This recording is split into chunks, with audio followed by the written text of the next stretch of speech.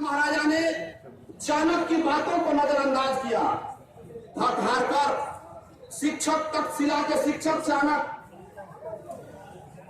जब धनानंद के दरबार में गया तो धनानंद सुरा और सुंदरी के सेवन में मशगूल था। शिक्षक चाणक्य ने कहा कि महाराज धनानंद, अखंड भारत का सपना और ये पूरा हिंदुस्तान गुलाम होने के कगार पर है, क्योंकि विदेशी आक्रमण हिंदुस्तान पर हो चुकी है। हम सब मिलकर विदेशी आक्रमण का लोहा ले सिकंदर को भारत से भगाने का प्रयास करें। धनानंद नृत्य कला में उस वक्त मस्त था, काफी मस्ती में चूर था। उसने अपने अधिकारियों से कहा, इस पागल शिक्षक को राजमहल से उठाकर बाहर फेंको, ये हमारे रंग में भंग करने आया है। उस वक्त शिक्षक चाणक्य को धनानंद ने अपने राजमहल से उठाकर अपने कर्मचारियों के माध्यम से बाहर फेंकवा दिया।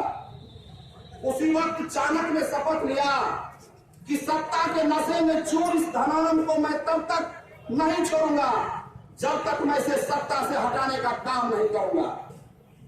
और अंततः रोड के बगल में खेल रहे चाणक्य ने चंद्रगुप्त मौर्य को रोड के बगल से उठाकर सत्ता के कुर्सी पर आसीन किया। ये ताकत शिक्षकों की ताकत है। इस ताकत को ललकारने का काम अगर कोई सत्ताधारी या सरकार और उसके चेले चपाटे करते हैं तो उसकी भूल है। हम बच्चों को पढ़ाना भी जानते हैं, समय समय पर सिस्टम को ठीक करना भी जानते हैं। जब हमारे हक हुकूक के विरुद्ध आवाज उठेगी, उसे दबाने का प्रयास किया जाएगा।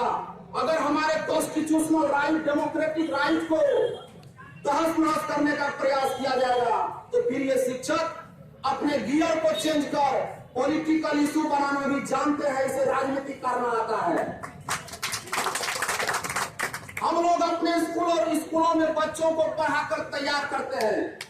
वो बच्चा जब आगे चलकर भारत सरकार और बिहार सरकार या अन्य सरकार के, राज्य सरकार के यहाँ काम करता है, जब वो बच्चा काम करेगा, आगे बढ़ेगा, इस देश को वो बच्चा जब इनकम टैक्स देगा सरकारी नौकरी के माध्यम से, उस पैसे से इस देश में खुशहाली आएगी, इस देश का विकास होगा।